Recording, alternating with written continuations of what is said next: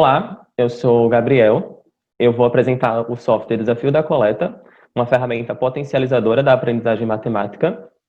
O software ele foi desenvolvido por mim, Gabriel Barreto, Amanda Maria e o professor Felipe Lima. Nós três somos da Universidade Federal do Rio Grande do Norte.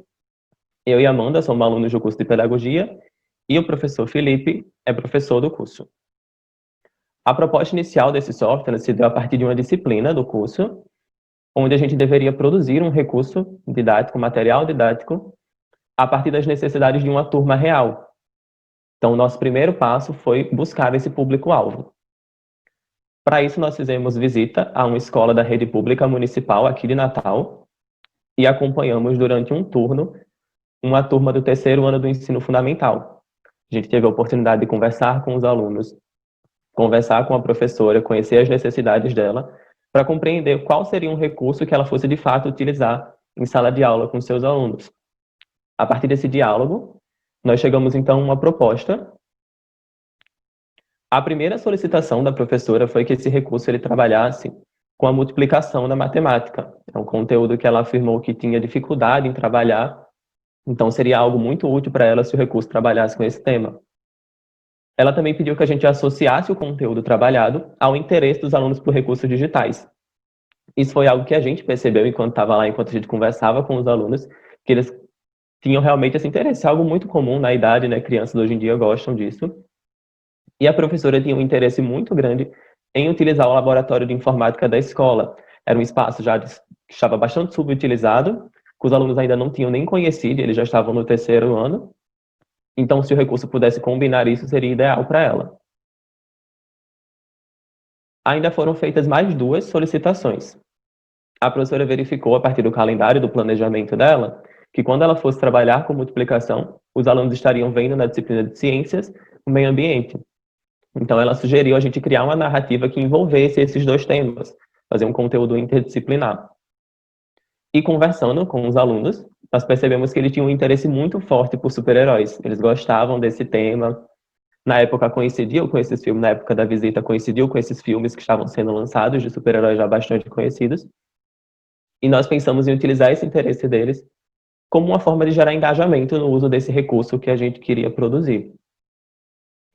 A gente juntou toda essa proposta, então, selecionamos ainda 2 habilidades da BNCC que iriam contemplar o interesse da professora em trabalhar com a multiplicação.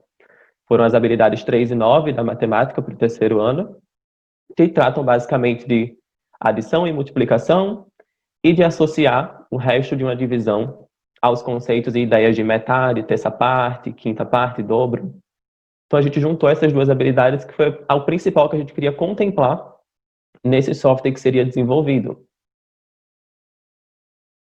O processo de desenvolvimento dessa ferramenta ele foi bastante colaborativo, então todos os alunos envolvidos no processo, eu, Amanda, o professor Felipe, atuamos nessas 3 etapas que estão exibidas, pedagógico, design e programação. Elas aconteceram quase que de forma simultânea, à medida que a gente ia programando, a gente ia pensando e modificando a proposta pedagógica do software.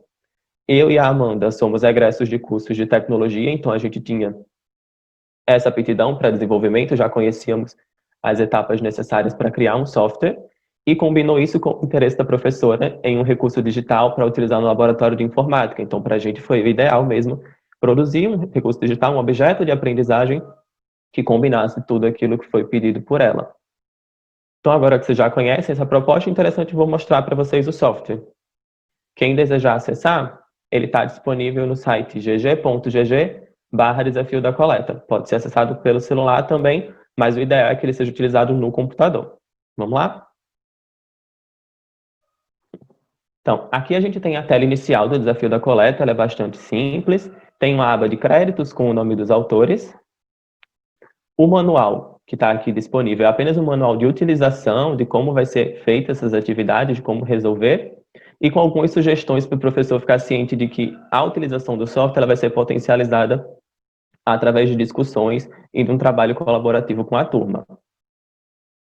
Eu vou iniciar na primeira parte dele, a gente tem a apresentação do personagem principal. Aí a gente seguiu a orientação da professora de trabalhar o tema dos super-heróis, mas por uma questão de direitos autorais, nós optamos por não colocar super-heróis já conhecidos.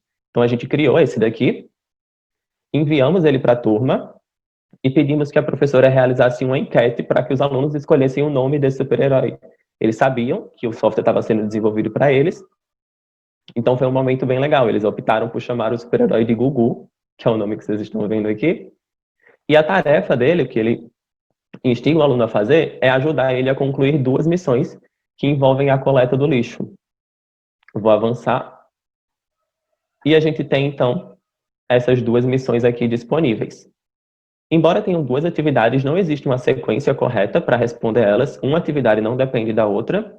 Então, o professor vai escolher a que melhor se adeque à proposta de aula dele. Cada uma das atividades tem um objetivo diferente. Eu vou começar aqui pela da coleta do lixo.